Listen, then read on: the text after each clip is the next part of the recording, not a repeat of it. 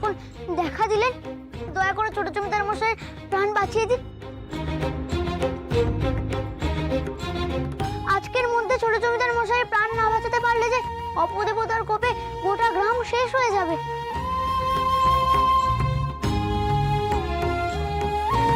কিন্তু লোকনাথ, আমাদের পক্ষে সেটা সম্ভব নয়। কেন প্রভু, কেন? আচার্যদেব যে বললেন আপনারাই সর্বশ্রেষ্ঠ বৈদ্য, আপনাদের অসাধ্য কিছুই নেই, আপনারা একমাত্র মৃত মানুষের প্রাণ বাঁচাতে পারেন। কিন্তু লোকনাথ, আমরা মৃত্যু পথযাত্রী মানুষদের বাঁচিয়ে তুলতে পারি, দুরারোগ্য ব্যাধি সারাতে পারি। মহাদেবের আশীর্বাদে আমাদের সেই ক্ষমতা আছে। গোলাপী মুক্তের ভস্য, ব্রহ্মকমল আর স্বর্ণপর্ণী পাতা লাগে তাতে। এসব তো রয়েছে প্রভু, তাহলে? গোলাপী মুক্তের ভস্য শরীরে তাপ শোষণ করে, ব্রহ্মকমল বিষ শোষণ করে, আর আর স্বর্ণপর্ণী পাতা শরীরের রক্ত থেকে শর্করা শোষণ করে। কিন্তু লোকনাথ, এগুলো তো সবই মৃত্যু পথযাত্রী মানুষদের বাঁচিয়ে তুলতে কাজে লাগে। কিন্তু যে মারা গেছে তাকে বাঁচাবার ক্ষমতা যে আমাদের নেই। আপনারা ছোট জমিদার মশাইকে বাঁচিয়ে তুলতে পারবেন না?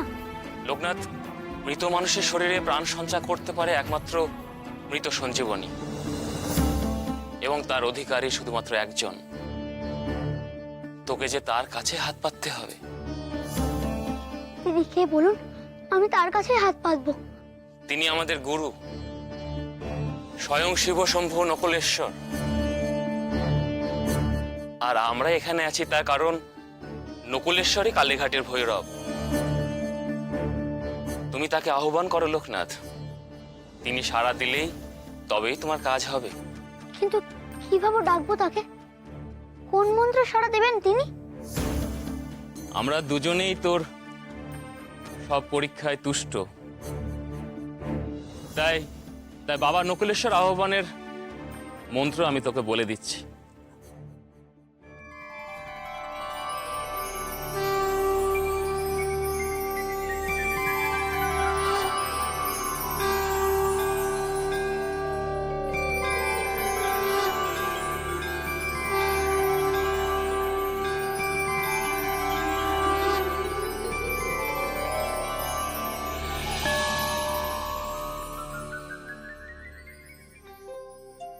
বাবা, ও বাবা, বলি ঘুমোলেন নাকি?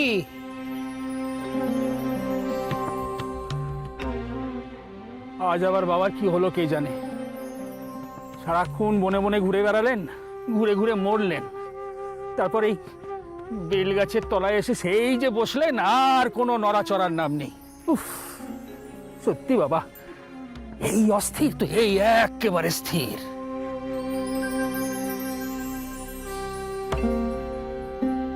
কিন্তু আজ তো বাবা কোনো নেশা ভাঙ করেননি, তাহলে এমন বুধ হয়ে বসে আছেন কেন?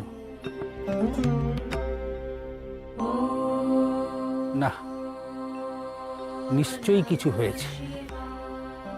কি হয়েছে একবার শুধিয়েই দেখি।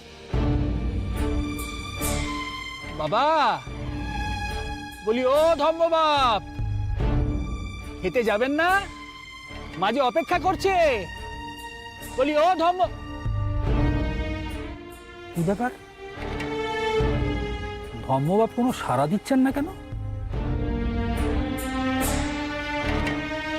হলোটা কি?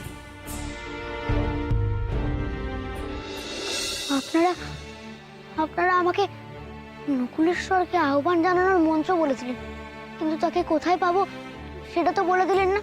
দয়া করে বলে দিন, কোথায় গিয়ে তাকে আহ্বান করব, কোন স্থানে? লোকনাথ, এতটা পথ তুই নিজেই পাড়ি দিয়ে এলি, এত পরীক্ষায় উত্তীর্ণ হলি, আর এখন দেবাদিদেব নকুলেশ্বরকে কোথায় পাবি সেটা বুঝতে পারছিস না। অসম্ভবকে সম্ভব করে বটের বীজ থেকে তুই এই বেলগাছ তৈরি করেছিস। এখন ওই গাছের কাছ থেকে জেনে নে তোর সমস্ত প্রশ্নের জবাব। বেল গাছের কাছে জানতে চাইবো নকুলেশ্বরের সন্ধান? নয়তো কি, যে মুহূর্তে তুই এই বিল্ল বৃক্ষের স্বরূপ অনুধাবন করতে পারবি, ঠিক সেই মুহূর্তে বাবা নকুলেশ্বরের কৃপায় তুই ধন্য হবি। আর তিনিই দেবেন তোকে মৃত সঞ্জীবনী সন্ধান। কিভাবে অনুধাবন করব গাছের স্বরূপ? যেমন করে তুই সকল মানুষের মধ্যে শিবকে খুঁজে পাস, যেমন করে তুই নিজের সবকিছু ভুলে তাদের দুঃখ কষ্ট যন্ত্রণা নিজেতে অনুভব করিস, ঠিক তেমন করে মানুষ হোক বা বৃক্ষ, অন্যের স্বরূপ উপলব্ধি করতে গেলে নিজের স্বরূপ ভুলে গিয়ে অন্যের রূপে নিজেকে লীন হয়ে যেতে হয়, মিশে যেতে হয়। তবেই তো আমিত্ব আর অহং দূর হয়ে অন্যের স্বরূপ উপলব্ধি করা যায়।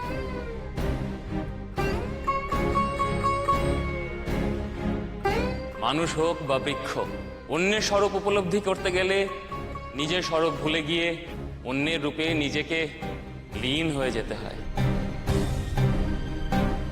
এই বেল গাছে তো কেবল নিজেকে একভাবে মিশিয়ে দিতে পারি, তবে তাই করি। হে বিল্ল বৃক্ষ, তুমি আমায় তোমার স্বরূপ অনুধাবন করো, তোমাতে লীন হয়ে যেতে দাও।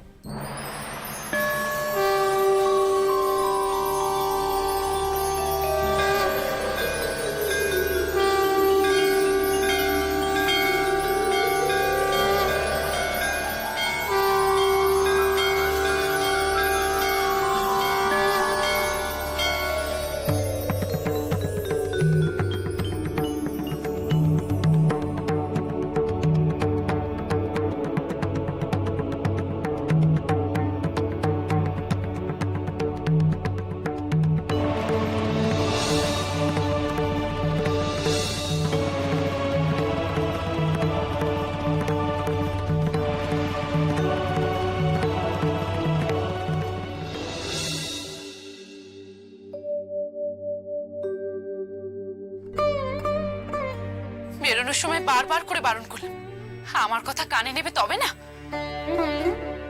সূর্য অস্ত গেল, নন্দী বিরিঞ্চির বাপের তো এখনো দেখা নেই। নেশা ভাঙ করে যে চুলোয় পড়ে থাকুক না কেন, খাবার সময় তো সে ঠিক ফিরে আসে। আমার হাতে রান্না না খেলে তো তার পেটই ভরে না। তবে এখনো ফিরছে না কেন সে? না না, আমি বরং একবার যাই, তাকে খুঁজে নিয়ে আসি।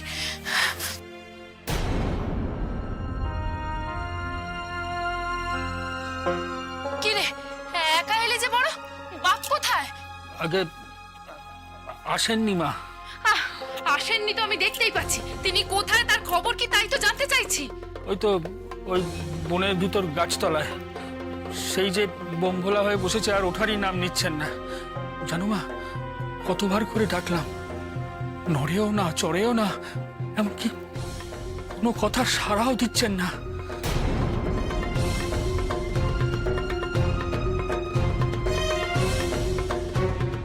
তবে কি তিনি রাগ করলেন? বেরোনোর সময় এমন তাড়াহুড়ো করে বেরোলেন? না না, সব সময় অমন গঙ্গাকে নিয়ে কথা বলা আমার ঠিক হচ্ছে না। কে জানে বনি বাজারে অমন থম হয়ে বসে কি করছে সে, নিজেই না বড় কিছু অনর্থ ঘটিয়ে বসে। বলছিলাম, তুমি কি একবারটি যাবে মা? হ্যাঁ, আমাকে তো যেতেই হবে। তুই দাঁড়া, আমি খাবারটা চাপা দিয়ে আসি। হ্যাঁ হ্যাঁ, সেই ভালো, তুমি এক্ষুনি চলো। চল চল। এসো এসো। এই বালকের কতই বা বয়স হবে, এই বয়সে এমন ভাবে নিজেকে উজাড় করে দিয়ে এই সাধনা করা সত্যি বড় কঠিন কাজ। এই বালক আমাকে সত্যি অবাক করে দিচ্ছে। হ্যাঁ, আমিও ভারী বিস্মিত হচ্ছি এর সাধনায়, কিন্তু এখনো কেন বাবা ওর ডাকে সাড়া দিচ্ছেন না? গোটা দিন তো হয়ে এলো।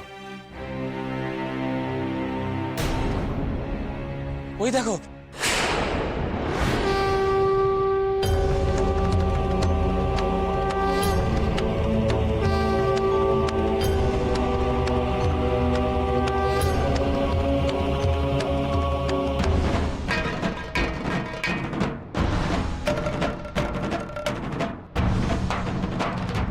গায়ে সবুজ শিরা ফুটে উঠছে।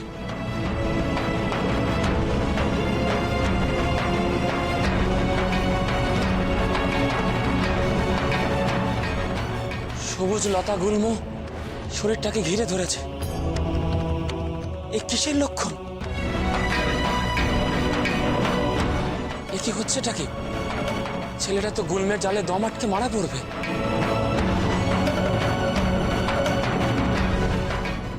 না না না না, ওকে উদ্ধার করতে হবে, তা না হলে গুল্মের চাপে ও নিস্তেজ হয়ে পড়বে। যেও না, এ নিশ্চয় বাবা নকুলেশ্বরের লীলা। তিনি চাইছেন বলেই হয়তো এমন হচ্ছে।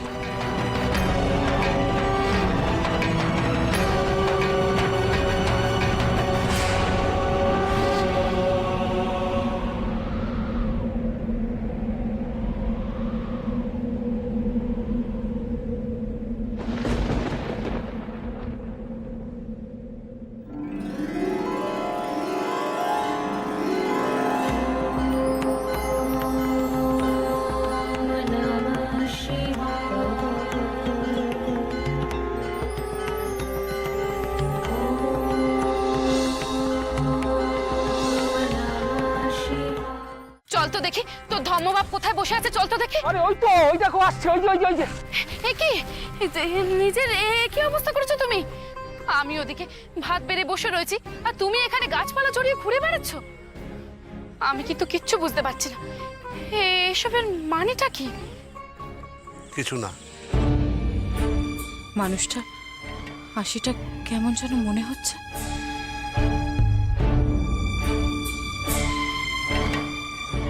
এ কি লীলা প্রভু? এমন ভাবে যে আপনার দর্শন পাবো আমি সত্যি ভাবতেও পারিনি। লোকনাথের তপস্যা আমি তুষ্ট হয়েছি। লোকনাথের ভক্তি ও বিশ্বাসের বলেই ওর শরীর থেকে উদ্ভূত হয়েছে এই মৃত সঞ্জীবনী।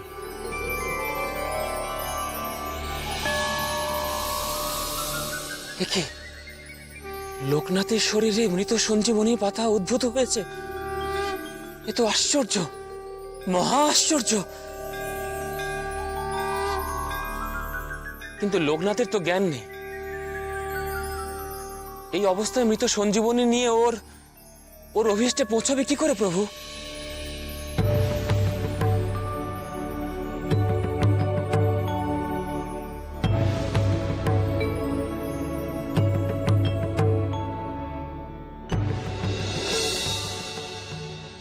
আজকের রাতই শেষ রাত। আজও যদি লোকনাথ না ফেরে তাহলে তো হে দেবাদিদেব মহাদেব, তুমি দেখো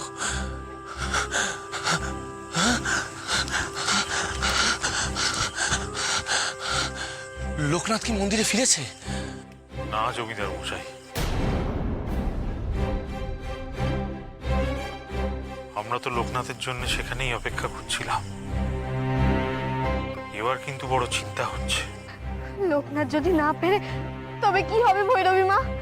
ঈশ্বরকে প্রাণ ভরে ডাক করালি, উনিই তোদের শাঁখা সিঁদুর রক্ষা করতে পারেন। লোকনাথ আমার স্বামীকে ফিরিয়ে দিক ঠাকুর, আর কিচ্ছু চাই না আমার। কি হলো কি? এত বিলম্ব কেন? আপনারা রাত্রি দ্বিপ্রহর অতিক্রান্ত হয়ে গেল, আর এক প্রহর কাটলেই ভোর। আপনারা কি এখনো অপেক্ষা করতে চান? আচার্যদেব, কোথায় গেল আপনার শিষ্য লোকনাথ? তার টিকিটিও তো দেখতে পাচ্ছি না স্থানে। আর এদিকে সমগ্র গ্রামের শিয়রে মৃত্যু এসে উপস্থিত হয়েছে। আপনারা সকলে কি এখনো ওই লোকনাথের ভরসায় অপেক্ষায় থাকতে চান? আচার্যদেব কিন্তু ইতিমধ্যেই বলে দিয়েছেন, রাত্রির পার হওয়ার সাথে সাথে অপদেবতার কোপে গোটা গ্রাম ছারখার হতে শুরু করবে। কিন্তু এখনো তো এক প্রহর সময় আছে। স্বর্গ থেকে বৈদ্য আনতে গিয়ে সে হয়তো এতক্ষণে নিশ্চয়ই স্বর্গে পৌঁছে গিয়েছে।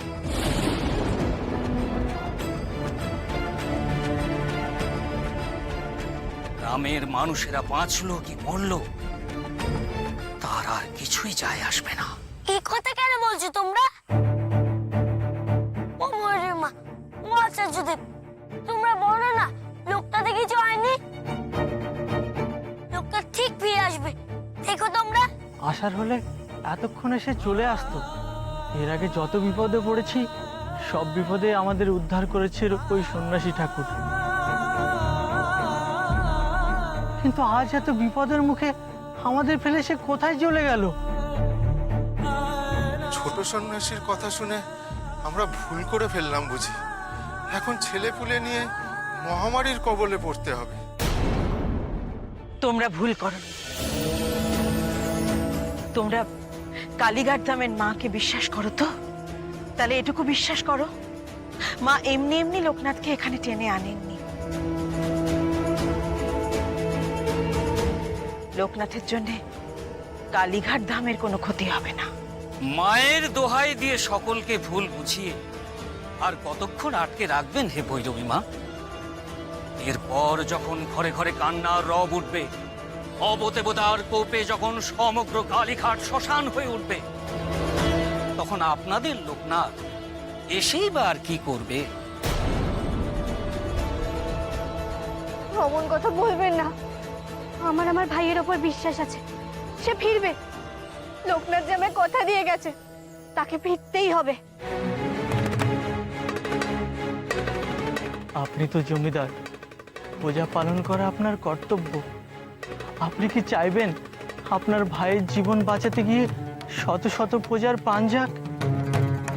না না, লোকনাথ আপনাদের ক্ষতি হতে দেবে এই বিশ্বাস আমি করি না। এখনো তো এক প্রহর বাকি। এভাবে এখানে দাঁড়িয়ে দুশ্চিন্তা না করে চলো না, আমরা আশেপাশের জঙ্গলটা একটু দেখি। হয়তো লোকনাথ একলা পথ চিনে আসতে পারছে না। সেই ভালো, লোকনাথ হয়তো কাছাকাছি কোথাও আছে। এখানে দাঁড়িয়ে না থেকে চলুন না, আমরা সবাই মিলে ওর খোঁজ করি। চলুন তবে। ওরা কারা? কাকে নিয়ে আসছে?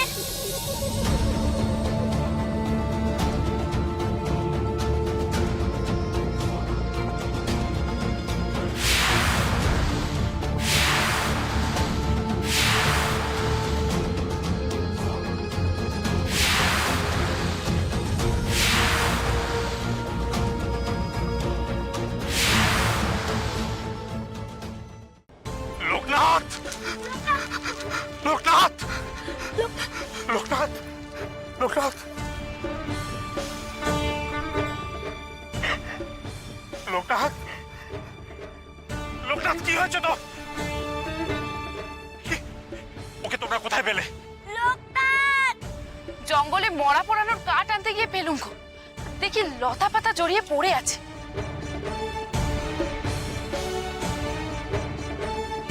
গায়ে হাত দিয়ে দেখলাম শ্বাস চলে না, তাই এখানে নিয়ে এলাম। হতে পারে না, এ হতে পারে না। কিচ্ছু হয়নি লোকনাথের। আমার লোকনাথের কিচ্ছু হয়নি। লোকনাথ, এই লোকনাথ! লোকনাথ!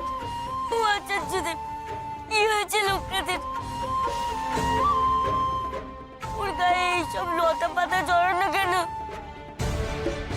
ওকে এগুলো থেকে মুক্ত করতে হবে বেনি। ওর গা থেকে এগুলো ছাড়াতে হবে।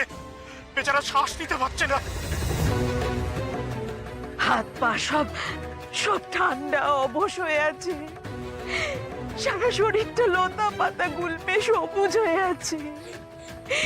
তুমি কি করলে? তুমি কি করলে? লোকনাথ, লোকনাথ, সাড়া দে বাবা, সাড়া দে। এমন করে তুই পরের জন্য নিজের প্রাণ দিতে বসেছিস লোকনাথ। না না না, এ আমি কিছুতেই হতে দেব না, কিছুতেই হতে দেব না লোকনাথ। এগুলো যে লোকনাথের গায়ে আরো চেপে বসছে গো, কিছুতেই সরানো যাচ্ছে না। লোকনাথ, তুই কি আমার কথা শুনতে পাচ্ছিস ভাই? কি করে শুনবে বেনি? ছেলেটার যে কোনো হুঁশ নেই বাবা। ওকে যদি এক্ষুনি জানানো না যায় তাহলে।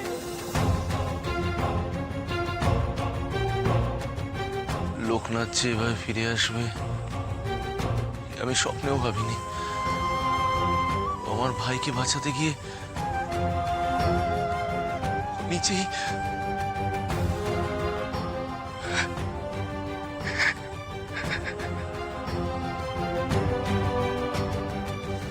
লোকনাথ, ওঠ লোকনাথ, জাগ জাগ লোকনাথ, চোখ খোল। লোকনাথ, তুই আমার সঙ্গে কথা বলছিস না কেন? আমি তোর সঙ্গে কেন গেলাম না লোকনাথ? আমি তোর সঙ্গে গেলে কখনো এমন হতো না।